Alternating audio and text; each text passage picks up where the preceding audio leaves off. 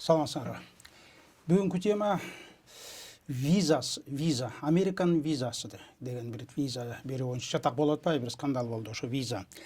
Танан ушу визага чектөө киргизип атат да, Америка визага чектөө киргизди. Анан ошо чектөө киргизгенди биздин билермандар бул Кыргызстанды чайпалтып атат деп чочулап атат. Чайпалтты дейт. Чайпалтып салат деп чочулап атат. Анан кийин ошол эле байланыштуу 60 миллион долларды Америка жашырын түрдө Кыргызстанды алып келди дейт, жашырын түрдө. Газетке жазып атат буну, бир нече газетке кыргыз тилинде, орус тилинде газеттердин баарын эле ушул теманы жазып, ушул эле ойду жазып атат. Мына АКШдан Кыргызстанга мына моундай аталыш менен АКШдан Кыргызстанга 5 машина доллар келген дейт. Божомол эмес. Бул просто келген дейт. АКШдан Кыргызстанга 5 машина доллар келген. Уверенно айтып атат да, уверенно. Анан кийин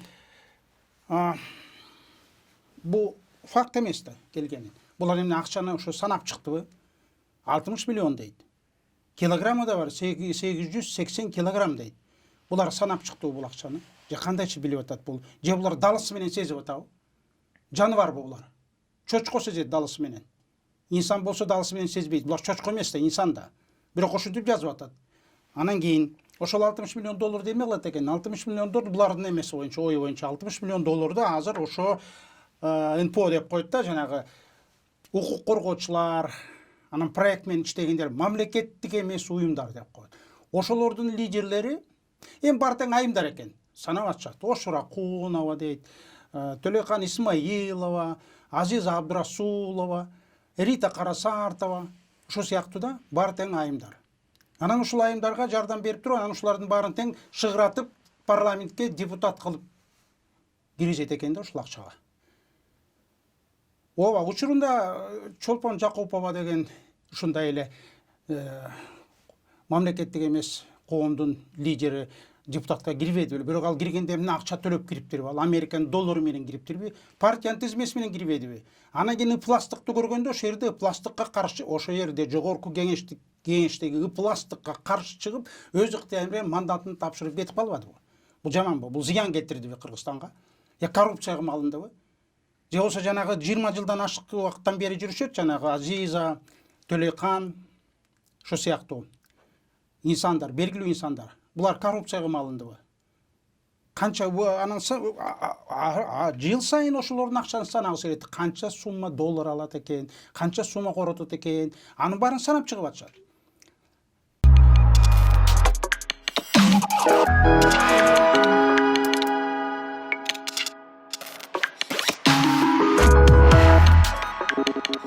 Мамлекетке берген акчаны эмне үчүн санашпайт булар? Мамлекетке акча берилип атпайбы? Билим берүү тармагына, билим берүү тармак бул НПО эмес. Бул укук коргоо уюму эмес. Бул мамлекеттин уюму. Мамлекеттин системасы билим берүү тармагына берип атат. Миллион деген долларды берип атат. Анан кийин финанс тармагына берип атат. Министерство финанска берип атат. Айыл чарба министрлигине берилип атат. Ушу толтура. Мына коопсуздук шаар дегенге берип атат. Берилип атпайбы акчалар бар тең. Аны эмне үчүн санашпайт булар анда? Ошону санагысы келсе. Мына таза суу деген долбоорго эмне бул Кыргызстан өзү чыгарып атат ошол акчаны. Ошо канча жылдан бери ушу таза суу долбоорду улам жыл сайын эле кирет, жыл сайын бүтпөйт. Жыл сайын миллион деген доллар келет. Мына мен Лондондо иштеп жүргөндө эле 5 жылдын ичинде 100 миллион доллар келди. Ушулга бул подарок, бул кредит эмес, карыз эмес, бул грант, подарок. Мына таза сууну киргизип алгыла деп акчаны берет да, анан кийин ошол акчаны жок. Ошол проект иштегендердин тамдары тизилип калат да, таза суу бүтпөйт. Тиги районда калды, бу районда калды, кайта эле азыр ушул күнгө чейин эметип атпайбызбы? Булар эмне санабайт? Бул акчаны санашпайт. Жок, мына мамлекеттик эмес уюмга кирген акчаны санашат да. Анан кийин мындай дооматты келтиришет да. Бул таптакыр эмеге сыйбаган дооматтарда мына мындай дешет да. Биз мусулман өлкөбүз дейт. Даниянын чиркөөсү эмнеге бизге жардам берет дейт. Биз мусулман өлкө экенбиз да. Анан Даниянын чиркөөсү бизге жардам берет экен. Даниянын чиркөөсү мамлекетке тиешеси жок. Даниянын мамлекетине тиешеси жок. Биздин мамлекетке, биздин казнага тиешеси жок. Ушу жардам берет дейт. Биринчиден, биз мусулман өлкө эмеспиз. Экинчиден, Даниянын акчасын санай турганга бизде эч кандай негиз жок. Даниянын акчасы коррупцияга малынбайт. Анын акчасы мамлекетке берилбейт. Анын акчасы жанагындай диний уюмдарга берилет. Ошон үчүн бул далилсиз аргументтер. Эми мына Рита Карасартова деген да биздин белгилүү айым. Инсан укук коргоо боюнча иштеп жүрдү көп жыл. Анан азыр мамлекеттик кызматка келди бул. Мамлекеттик жана профсоюз, профессионал технический билим берүү деген тармакка келип башкарып атат мамлекеттин уюму. Эми ушуну көрө алышпайт да. Бул Рита Карасартова эмне коррупцияны өркүндөтүп атат ошол жерден барып. Жакшы эле иштеп атпайбы? Ак ниети менен адилеттүү түрдө иштеп атат. Анан кийин бул иштесе жаманбы? Эгерде андай эме болсо анда башка жөн. Анда закон деген бар. Анан кийин жанагы биз айтып аткан жана мамлекеттик структуралуу келген гранттар баары тең батыш тараптан келет. Батыш тараптан Америка баш болгон, батыш тараптан ошо миллион деген гранттар bizde. Грант деген бул подарка, бул жөн эле белек. Бул карыз болбойт, буга төлөнбөйт. Грант эмес бул. Мына былтыркы штрафтарды алалы. Былтыркы штрафты араңгытылдык го, былтыр 3000 сомдук штрафты коюп, ошол штрафты жазган юристтер кайсы акчага жазышты? Верховенство права деген юристтерге берилген ошо батыштан келген акчага, долларга жазышты. Ошол долларды алып, проект түзүп, ошонун эмесин пайдасын көрүп өздөрү, анан кийин жанагындай штрафты киргизип атпайбы? Эмне ошо батыш ошол акчаны ошо штрафты киргизет деп бериптирби? Жок, эмне аткарыш керек деп, бирдемени жазыш керек. Булардын ою боюнча. Анан эмне болду? Ителе болбодукпу? Араңдан sonra окутулбадыкпы ошол жерден штрафтан. Мына Россияда ушинтип жазып атат, Путин аны токтотуп эле койбоду бир эле заматта. Паспорттун биометрика деп атабыз. Паспорттун биометрикага да акча берилип атат. Акча берилип атат. Ушуну эметкиле. Өнүккөн мамлекеттин тизмесине киргиле деп туруп бирок жок. Улам эле урууларды коебуз ал жерге. Улам эле анан кийин кол жайып отурабыз. Шайыкка деген шайды кетирбеди, өлкөнүн шайын кетирбеди, шайыкка деген неме. Анан ага каршы чыккан ГКНБнын жетекчиси полковник эмне кылды? Полковникке жала жаап, ошо Шайыковдун жаласы менен аны кызматтан алып салды. Ал полковник болсо бизге ошо Европадан бир фабрика кура турган, ошо паспортты баса турган фабрика кура турган проект алып келейин деп, ошондой аракет кылган да, жакшы аракет кылган да. Биз андай эмени куруп алсак бизге пайда болот эле да мамлекетке. Мына казактар, өзбөктөр жыл сайын жанагындай акчаны коротуп, мамлекеттин акчасын коротуп, гранттын акчасын коротуп, паспорт эметкен жери жок да, өздөрүнүн фабрикасы бар да. Ошондой фабрика курулса бизге эмне зыян болот беле? Пайда болмок да. Жок, анткен жокпуз биз. Андай керек жок. Бизге зыян келе турган шарт керек да. Зыян келе турган шарттарды жыл сайын түзө беребиз да.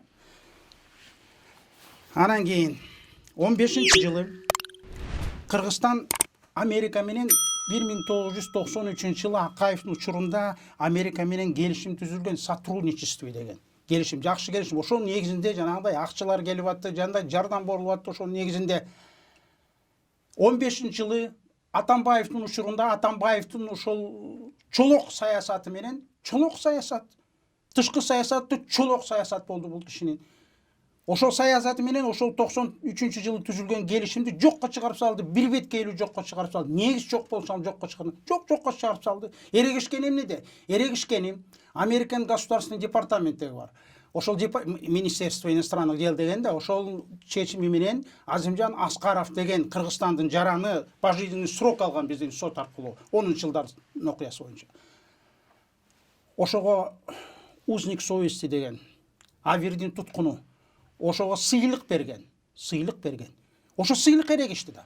Эмне үчүн ушу сыйлык бересиңер ушундай? Биз бияктан соттоп атсак, силер ага сыйлык бересиңер деп. Алар сыйлык бергенде негиздеп берет да сыйлыкты. Жөн эле бере бербейт да. Батукаев кандай сыйлык берген жок да. Туурабы? Берген жок. Криминалдык кылмышкерге кандай сыйлык берген жок да. Бул ушундай саясий жагынан куугунтук алган эменен берип атат.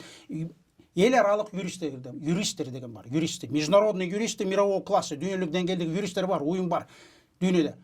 Ошолор текшерип чыкты, ошолор карап чыкты бул ишти. Соттун бизде соттолгон иштин баарын карап чыгып туруп, ошо жыйынтык тыянак чыгарды. Далилсиз деди, далилсиз. Убийство деп атпайбы? За убийство, пожизненный срок деген. Убийствого 3 нерсе керек. Юриспруденция немесе 3 нерсе керек. Биринчи нерсе орудие убийства деп коет. Экинчи нерсе место убийства деген. Үчүнчү нерсе время убийства. Ошону үчөө тең далгеш керек. Бирөөсүнө да далил жок. Азимжан Аскаров да бирөөсү. Анан кийин ошонун негизинде чыгарды да. Бул туткун экен да, бул туткун экен, бул туура эмес чечим чыгат. Кайта караш керек деп туруп сыйлык берип атат. Ошондой эле сыйлыкты өткөн кылымда Топчубек Тургуналиев деген биздин белгилүү демократиянын атасы алда түрмөгө түшкөн, 7 жылга кесилген. Ушундай эле жасалмаш менен. 7 жылга кесилгенде ошондо так ушундай сыйлыкты Американын Госдепартаментте кишиге берген. Бирок ал кезде Акаев ага тырышып эрегишкен жок. Чечимди чыгарып бошотуп берген. Анан кийин мындай болуп атат да, өлкөнүн тагдыры бир адамга тескери жасалган аракетке такалып атат да. Такалып атат. Катабызды мойнуга алыш керек. Катабызды мойнубузга алып туруп, кокуйлабай, бизди Африкан өлкөлөрүнө теңеп салды деп, жана виза боюнча айтып атпайбы, бизди Африкан өлкөлөрүнө 5 өлкөсүнө теңеп салды деп. Ошого теңеп салды деп кокуйлабай, ыйлабай, кыйкырбай отурушубуз керек. Оңдошубуз керек. Эл аралык уюмга мүчө болгондон кийин биз эл аралык уюмга мүчө болдук. ООН деген уюм бар. ООН. Ошол уюмга биз мүчө кылдык. Ошол уюм бизди биринчи кабыл алып туруп тизмеге илди. Мамлекет болдук ошонун чечими менен. Ошол уюмга мүчө болгондон кийин ошонун чечимин, ошонун эрежесине биз ылайык иштешибиз керек да. Ошол ООНдун астындагы комитет по правам человека деген да чечим чыгарды Азимжан Аскаров боюнча. Чечим чыгарды. Жок, биз ага эметпейбиз. Биз ага каршы чыгабыз. Эл аралык уюмга мүчө болуп туруп, анан ошону тооспойбуз. Анан бизге кандай мамиле жасаш керек ошонткенден кийин? Бизге кандай мамиле жасаш керек булар? Рахмат айтыш керекпи? Эшегине жараша тушак дейт. Эшегине жараша тушак дейт. Ажоосуна жараша чечим дейт. Ажоосуна жараша чечим чыгарат мамлекет. Чечим дейт, ажоосуна жараша чечим.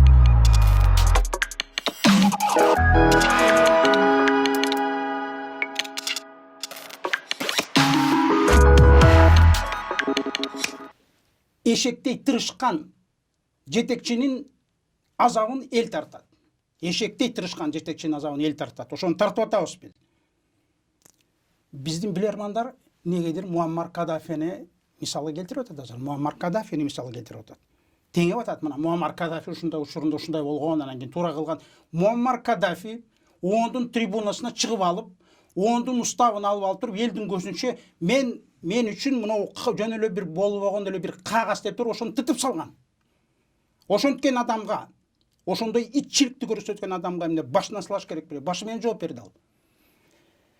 Күчтүү бийлик катасын мойнуна алып туруп, эл аралык мамилелерди оңдоп чыгат. Күчтүү бийлик, алсыз бийлик арданып, арам аракеттерге жол ачат.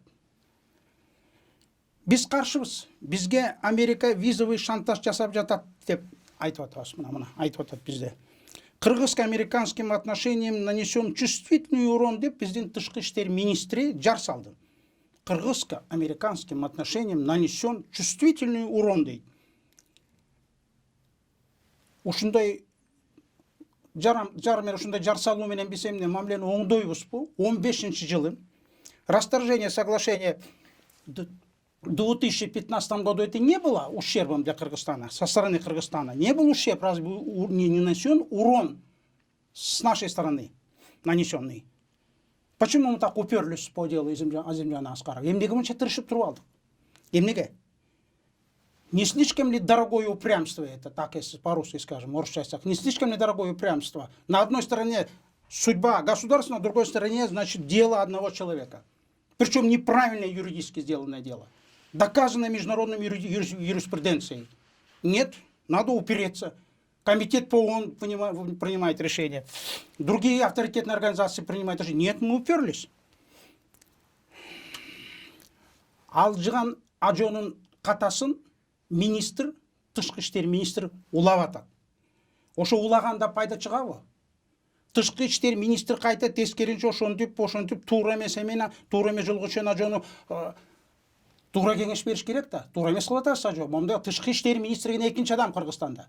Деги мамлекетте экинчи адам. Ошон үчүн тышкы иштер министри бул ишти башкача караш керек болчу. Өлгөнгө gömгөн кылбай. Кыргыздын сөзү бар, өлгөнгө gömгөн кылып атат дегендей. Кетирген каталарды оңдобой, кетенчиктеп, астыга жылбай, иттин кыялдарын көрсөтсөк туура болобу биздин? Ошентип атпайсызбы? Иттин эле кыялын көрсөтүп атпайсызбы? Даанышмандык менен айкөлдүк деген гана бизде. Даанышмандык жана айкөлдүк деген касиет бар кыргыз элинде. Ошол гана.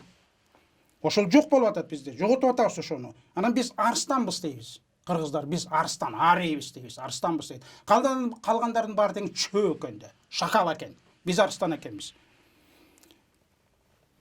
Бул эмне деген? Бул чирик сезим деп коет муну. Чирик сезим. Муну национализм деп коет. Национализмди болсо, бул учурунда айтылган, там айтылган сөз болчу. Национализм это последнее прибежище негодяев. Последнее прибежище негодяев. Бул Гитлердин, Адольф Гитлердин жолу. Мына ушуну токтотпосок, ошону биз кайта жасап эле ошону баатыр катары көрсөтүп атабыз. Биз кыйынбыз дейбиз. Баары тең бизден чыккан дейбиз. Катаны мойнуна алабызбы? Алсак анда ката кетирген 3-чү ажоонун жолуна түшпөй, ошол кетирген каталардын баарын оңдош керек. Азыркы ажоо да муну оңдош керек, азыркы тышкы иштер министри да муну оңдош керек. Рахмат.